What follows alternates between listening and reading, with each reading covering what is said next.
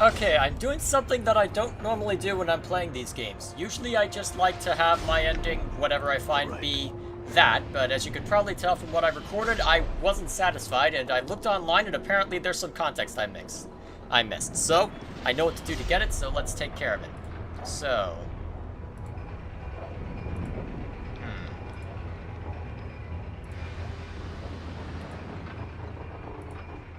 Blah, blah. Blah, blah, blah.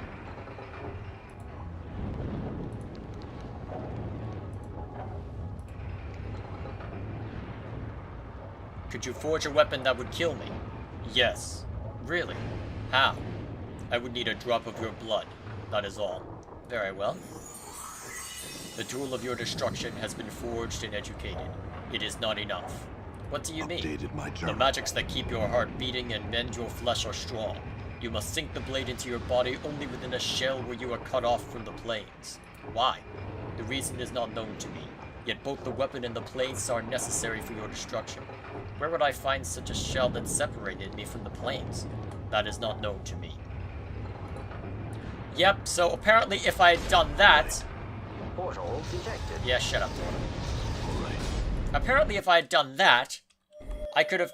Well, okay, I'll show more once we get there. But that's what I needed to do real quick. I basically needed to get a weapon that could kill me. Blade of the Immortal, there we are.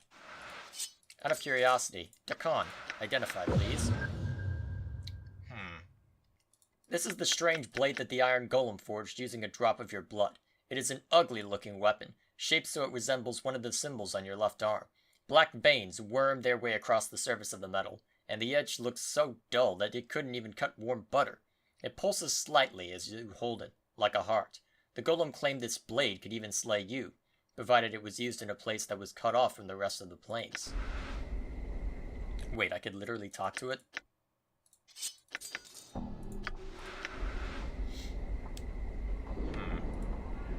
Well, that's what I needed to do, so I'm gonna grind back through to where we need to be, and then I will see you in a bit.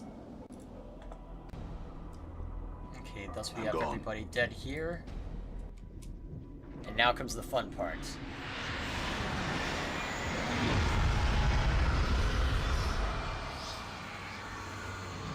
So you have come. Then you shall die again. You are insane. Ironic because you are me. So you have come. You are unwelcome here, broken one. Okay, so... same thing as before.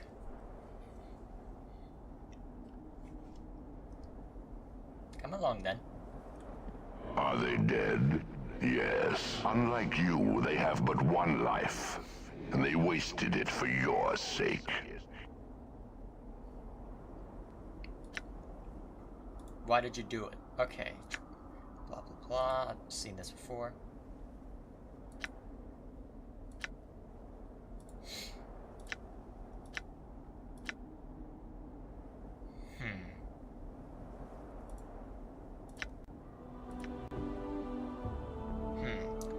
We share a link, you and I, however small. I do not wish you destroyed, only far from me.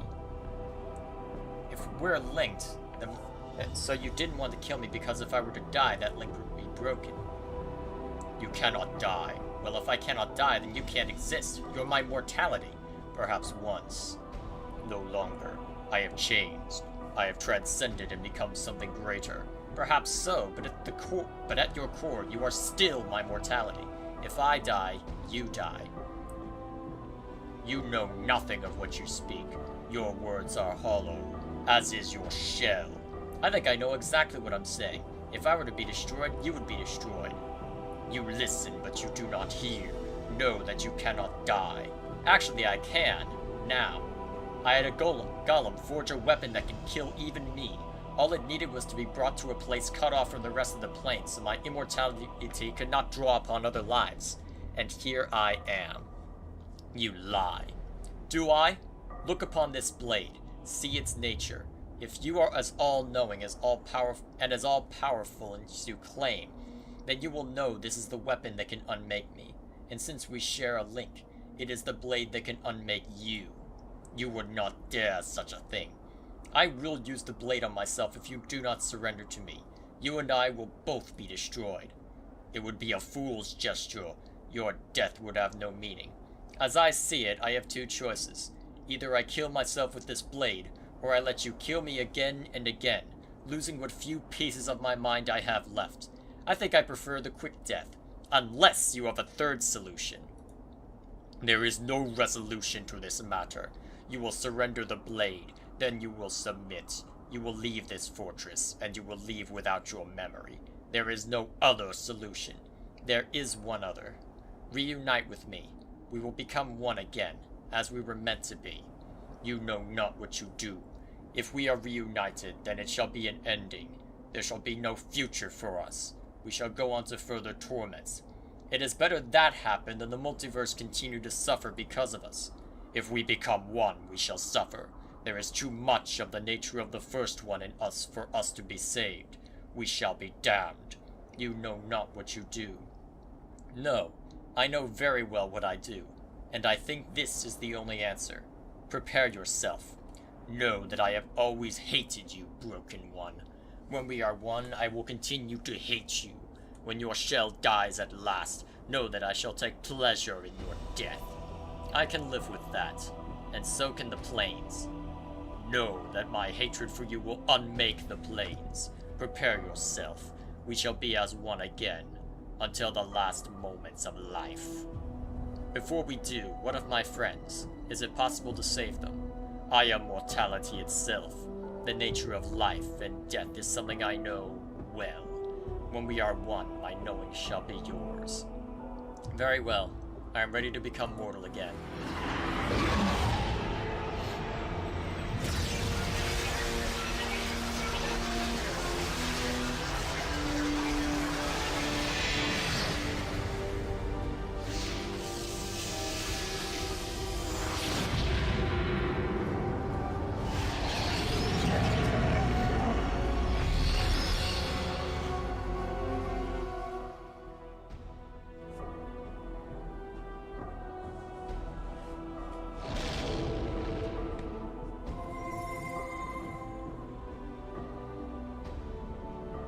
As you reach out with your power, Morty suddenly floats into the air.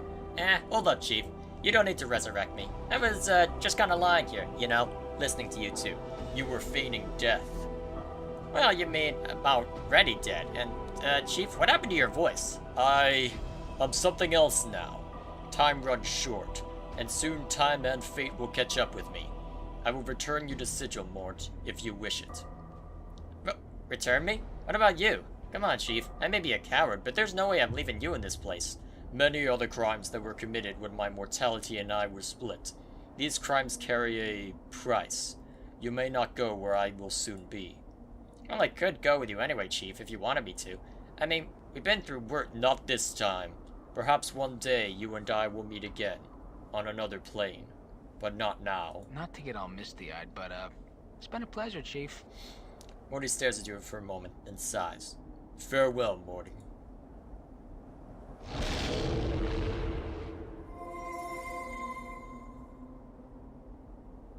You reach out with your power. There's a rush of air, and Anna stirs. She raises her head slowly, then shakes it, confused. Anna, are you alright? Anna's eyes widen as she hears your voice. What happened to you? Your voice? It's like echoes, it is. I have changed. I am something else now, and I cannot remain here much longer. I will return you to Sigil, if you wish it. What? Anna opens her mouth, then pauses. Where are you going? Many are the crimes that were committed when my mortality and I were split. These crimes carry a price. There is a place reserved for one such as I on the lower planes. It is punishment of a sort. But I don't want you to go. I will not forget how much you were willing to sacrifice for me, Anna. Anna nods. She looks like she is about to say something else, but then falls silent. But the unspoken thought remains in her mind, lingering. I do not need your words to know your heart, Anna. Farewell.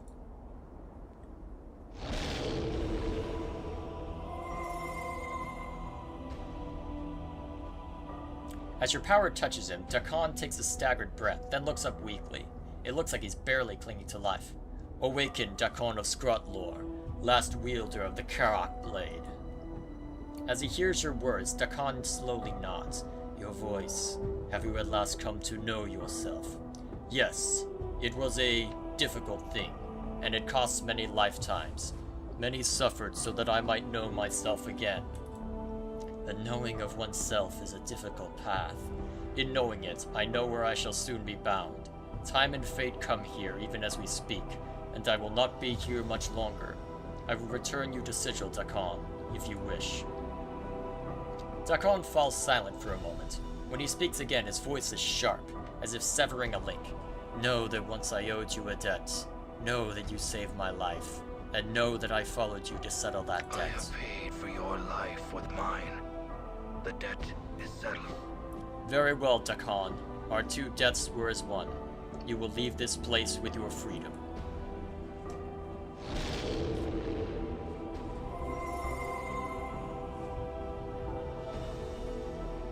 As your power touches Fall from Grace, she rises dizzily to her feet. Even disoriented, she somehow manages to maintain her composure. Fall from Grace. Fall from Grace looks up, and she holds her eyes for a moment. Then she smiles, but it is a slight smile that carries more sadness than anything else. Your voice. So you have found yourself at last? Yes. The price was high. The cost was many lifetimes. Mine and others. The price of such a thing is seldom measured in copper. Fall from Grace studies your features. Are you still... I am still the one you know, but my perspective has changed. I have not forgotten you, if that is your fear. Fall from Grace smiles again, the same sad smile as before. No, that was not my fear. I cannot remain here for much longer. My punishment calls, and fate and time shall soon be here. I will return you to Sigil, if you wish. That is not my wish. Fall from Grace reaches forward, and her hand lightly touches your arm. There is a slight tingling sensation, barely felt, then she takes it away. I will find you again, no matter where in the lower planes you will be, just as you shall be able to find me. It may be a long time. Where I am bound, time is not measured in years, and the crimes I have committed are stronger than any cage. No cage shall separate us, and no plane shall divide us. Fall from Grace's face becomes like stone. Keep thinking of me, and we shall meet again. I shall not forget all you sacrificed for me. She shakes her head. Just do not forget me. Time lays waste to all things, but I shall fight it as long as I can. Time is not your enemy. Forever is. Perhaps so. Farewell, Grace.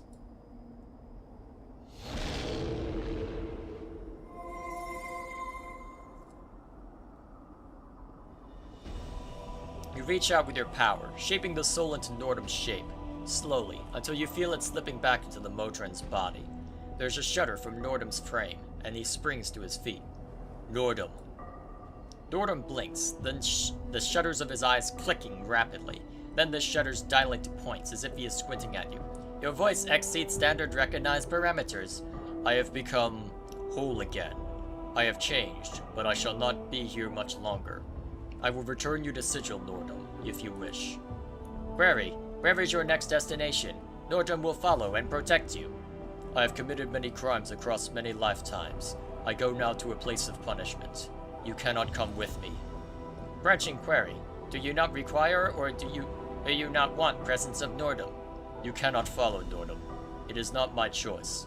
There are other powers that now rule my actions. They always did, but now they know me for what I am, and they come even as we speak. Nordum urges for a moment, then his crossbows begin clicking and twanging in his hands. Nordum surrenders gratitudes. You help Nordum find his identity, as you help me find mine. I give you your freedom, Nordum. Explore, learn, grow. We may meet again, on another plane, in a time far from now.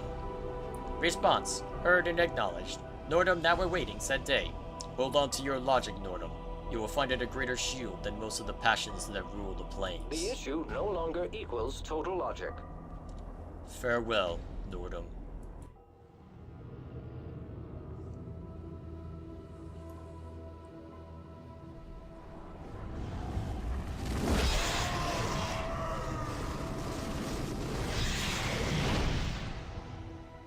And thus we're taken to Carceride.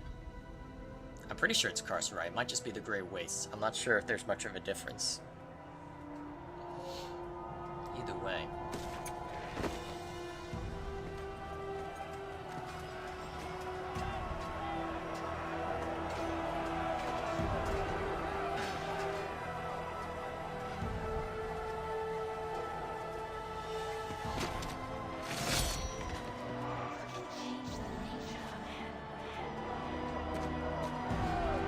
Leaving behind the symbol of torment. Or, actually, that's his journal, isn't it? Huh. Either way, that is the ending I think was intended, but because I was uncertain as to whether I really did want to let go of my mortality in this game, I don't know. Well, my immortality, more to the point. So because of that, I was uncertain, and because I wasn't able to figure out the sensory stone, that meant that I wasn't able to find anything, which meant general confusion on my part and wondering, okay, what was going on here, and what the hell was all this? Why am I suddenly in the middle of the Blood War?